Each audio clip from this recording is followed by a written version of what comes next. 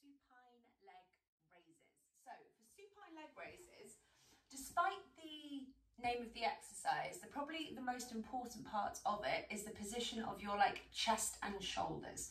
So I want you to focus more than anything on what your chest and your shoulders are doing.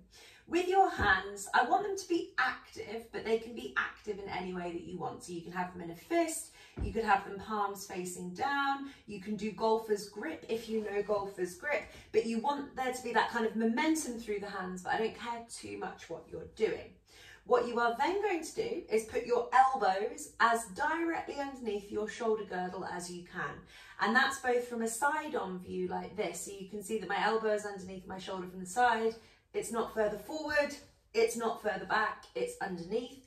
And if you're looking at me front on, you want your elbows as close to your side as possible so that they're underneath the shoulders, not wide out to the side. So elbows are underneath shoulders, hands are active in any way that you like. And what you're trying to do is to take your shoulders out of this position. So you might be lying like this, and if you look in the mirror, if you look in the camera, look at my shoulders, you can see that they're still protracted forwards. I want you to roll your shoulders behind you to open up that chest and get the shoulder blades touching behind. So we are not doing this. If you are in this position whilst you're trying to do the rest of the exercise, which looks a bit like this, you are forgetting the shoulders, which is the most important bit.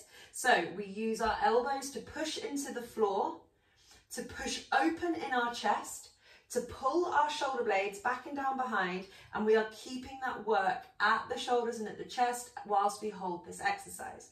Our pelvis rolls forwards anteriorly, so we're not smushing our lower back into the floor like this, we're tilting the pelvis forwards, creating a slight arch in the lower back, but it's the pelvis that's moving rather than an aggressive flare of the rib cage like that. So we're getting the movement from the very bottom of our spine where the pelvis joins to it.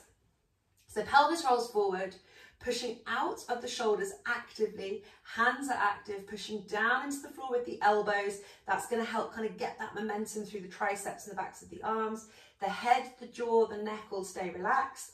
If you're doing this and you become overwhelmingly tense in your jaw and neck, it's probably not the exercise for you because there's too much compensation going on there. You'll probably feel worse afterwards. This should feel like an upper arm, shoulder, mid-back position, not a jaw, neck, head tensor upper.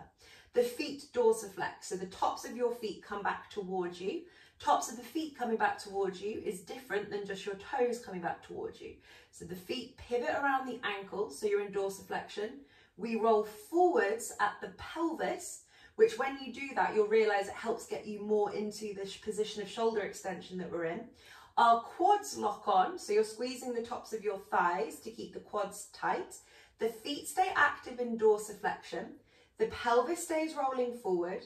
And then nice and slowly, without changing the upper body position at all, we're lifting the leg as far as we can out, up above the hip. So we're keeping the foot flexed, the quads are locked on. You see here, my pelvis stays still. I'm not like rocking backwards and forwards like this. My pelvis stays still, and most importantly, notice how my shoulders are not moving. I would recommend doing 3 sets of 10 on each side. So I'll do 5 more here, 5, pushing down into the elbows, hands stay active, pushing out of chest, pelvis tilts forward, it doesn't move back, 2, 1, like so, and then off on the other side like this. The slower you go, the harder it will be, and the slower you go, the more likely you are not going to be compensating in other bits of your body. The shoulders stay really active. If you're getting tired and your body's drooping like this, stop doing the exercise because you're not going to get the benefit in the way that we want to at the shoulders. There is no point in you doing this.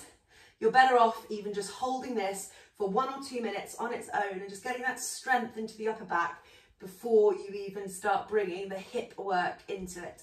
So this is supine leg raises, and I hope you enjoyed.